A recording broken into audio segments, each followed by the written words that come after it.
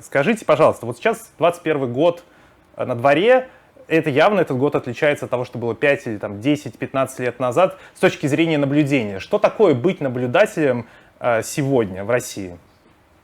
Ну, знаете, за все эти годы достаточно серьезно выросло наблюдательское движение и в технологическом плане, и в количественном плане. И, наверное, мы сегодня можем говорить о том, что в России одно из самых мощных и больших наблюдательских сообществ в мире.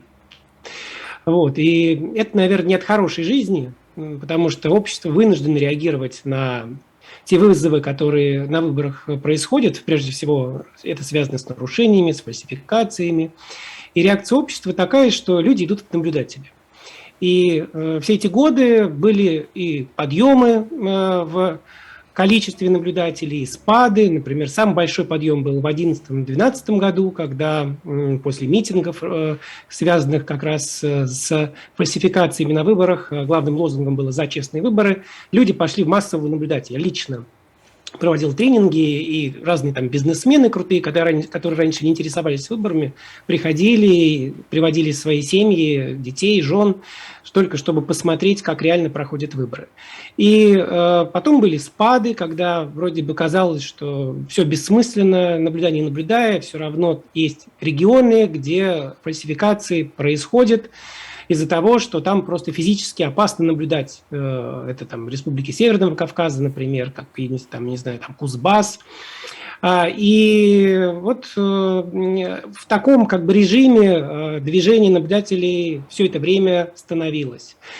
И, на мой взгляд, сейчас мы находимся на подъеме, несмотря на то, что наша страна самая большая страна по территории в мире, у нас 97 тысяч избирательных участков в стране, там 17 миллионов квадратных километров площади. Ну, то есть представляете, какие масштабы страны и какое количество необходимо наблюдателей в разных уголках нашей необъятной родины, чтобы проконтролировать выборы вот там везде. И это дело каждого, и мы в этот раз пытаемся убедить людей, что нужно идти в наблюдатели, и не просто в наблюдатели, а идти там наблюдать, где ты голосуешь. Что Григорий, это именно твой личный... Да, это же проект УИК наш отсылает к этому, да? Можете подробнее чуть рассказать, что это за штука новая, которую вы придумали?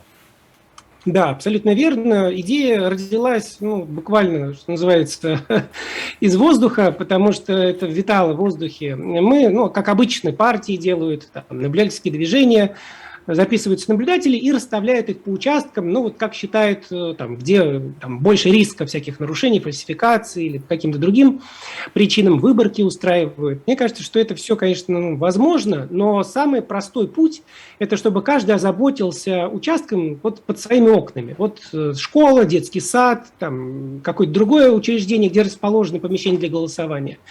И это плюс еще в том, что ты являешься не только наблюдателем на этом участке, но и избирателем. Это повышает твои гарантии в плане оспаривания нарушений, каких-то там фальсификаций. Потому что, когда ты находишься на участке в роли наблюдателя, ты фактически представляешь того, кто тебя направил. Кандидат, партия или общественная палата. А если ты там находишься еще и как избиратель, то есть там ты голосуешь, то ты уполномоченный такой участник процесса. То есть если там что-то происходит, то нарушаются не только права кандидата или партии, но еще и нарушаются твои права как избирателя. Ты становишься стороной вот в этом деле, в этом споре.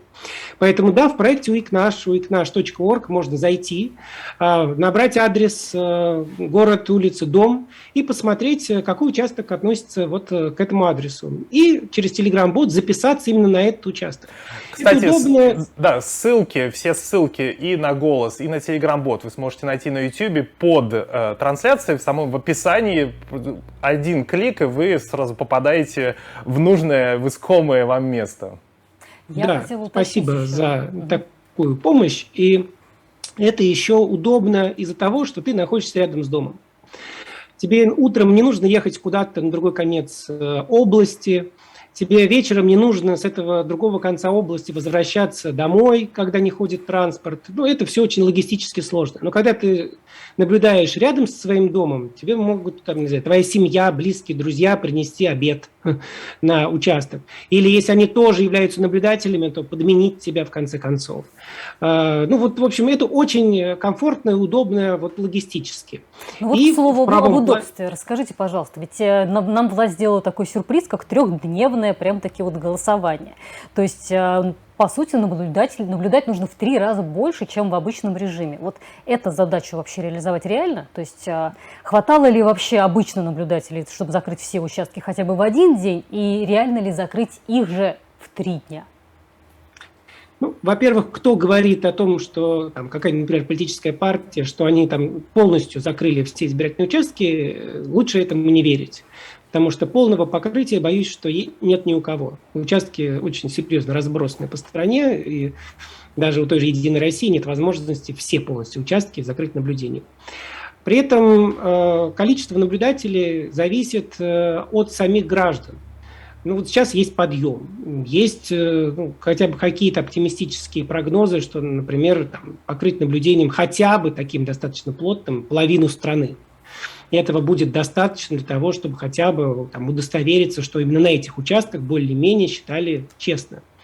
Но 3 дня голосования не добавляет трудностей, потому что одно дело, когда тебе нужно мобилизовать активистов, людей на 1 день голосования, фактически на сутки, при том, что понедельник часто для многих тоже такой вот очень трудный для работы день, потому что если допоздна считают голоса, то рано утром сложно проснуться, а если еще до утра это происходит.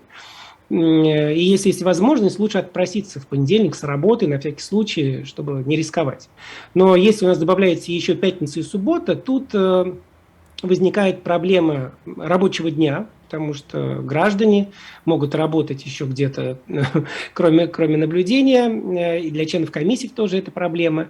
И немногие могут прийти в пятницу на участок в рабочий день, и также некоторые в субботу. Поэтому количество наблюдателей, основная концентрация будет в воскресенье. Но при этом ключевыми днями являются, конечно, пятница и суббота. 2 дня ночного хранения бюллетеней, отсутствие открытых видеотрансляций, то есть когда можно записать, например, ночные бдения на этом участке и потом на скорости перемотать и посмотреть, что там происходило с бюллетенями, с сейфом. Но вот теперь нельзя рядовому гражданину это все наблюдать дистанционно, хотя это очень странно, в пандемию наоборот, эти технологии должны развиваться и внедряться. Григорий, у нас буквально остается минута, мы немножко выбиваемся из графика, к нам посыпались вопросы от наших зрителей, один из них был как раз связан с 3-дневным голосованием, то, что спросила Светлана. Я еще один вопрос от наших зрителей попрошу вас коротко на него ответить. Спросил Майк Зе. Почему никто не несет ответственности за вбросы и прочие нарушения? Нарушения ведь есть, человек есть, наказания нет. Как так? Если коротко. Если коротко, то несут ответственность. Есть примеры и благодаря «Голосу» тоже, и благодаря разным другим организациям.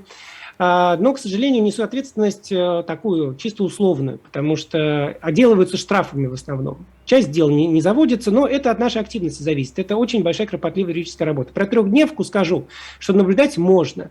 У нас есть методические материалы, там, обучающие ролики, где рассказано, как наблюдать. Есть сейф-пакеты, которые просто нужно контролировать, чтобы правильно упаковывались и не подменялись. То есть это все есть. Были бы люди, которые бы за этим всем наблюдали. Так что все в наших руках.